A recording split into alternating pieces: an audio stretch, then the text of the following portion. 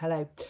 I'm being quite productive as rain has stopped play in the garden, but I've just got very, very angry reading the news. And I always say like, subscribe and share if you like these videos. Definitely, if this one pushes your buttons, share it, because we've got to get behind this. I feel very strongly that we have to get behind this. I feel like this is government mismanagement like you've never seen before in your life. So this is all about the farmers and Thames Water. And as you know, Thames Water is basically a shit show. It's a mismanaged water company. It's been fined millions over the years. For its sewage and its pollution, and yet here we are looking as though the government's going to bail them out, and in doing so take that budget from Defra. Let me give you the facts.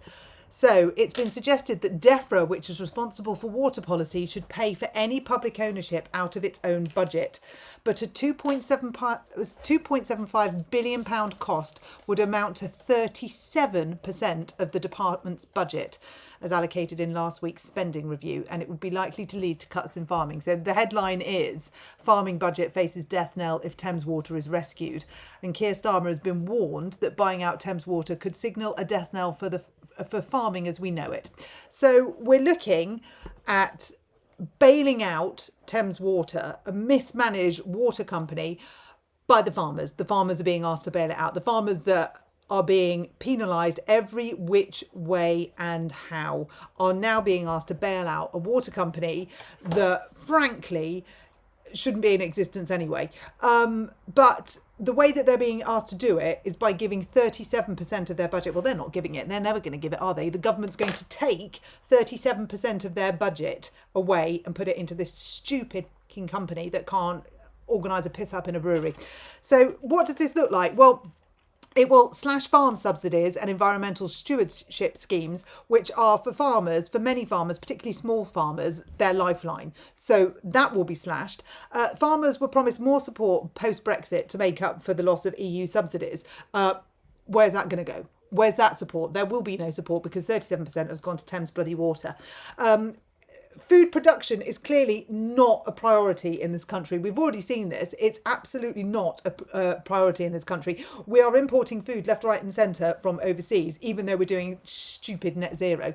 But we're importing because that's absolutely okay, but we're not investing in our own farms. We're not investing in our own agriculture. We're basically just outsourcing because it's easier, and we did a deal with someone a few years ago and so that's a good idea. It's not a good idea. It's a shit idea. So there's basically, farmers have increasingly strict environmental rules on how they manage their land. Rightly so. Thames Water has repeatedly been fined for sewage dumping and pollution, and now the farmers are being asked to bail out repeated offenders on water pollution. It's that, isn't it? It's what. It's really hard to muster the words that could be even remotely broadcastable on this platform, but they're not good words. This is an absolute outrage.